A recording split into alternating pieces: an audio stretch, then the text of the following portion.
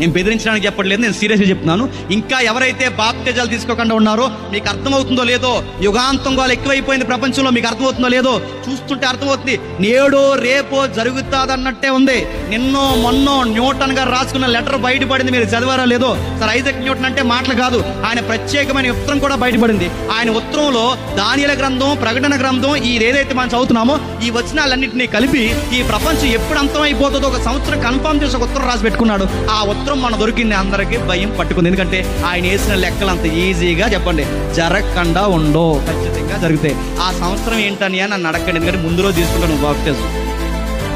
నన్ను అడక్కో, అది జరగచ్చు జరగకపోవచ్చు, కానీ అటు ఇటుగా ఏది జరిగినా నాకు అనిపిస్తుంది ఈ పరిస్థితులు, ఈ విలువలు లేనితనం, ఈ సంసారంలో కూడా విలువలు లేనితనం, భార్యను చంపుకోవడం, భర్తను చంపుకోవడం, వయసు తేడా అంటే చిన్న పెద్ద, ఈ నరమాంస భక్షకుల్లా తయారైన రక్తపాతం, ఇవన్నీ చూస్తుంటే నాకు అర్థమవుతుంది, నాకు తెలిసి మన తరంలోనే రాకడ జరిగిపోయేలా ఉంది.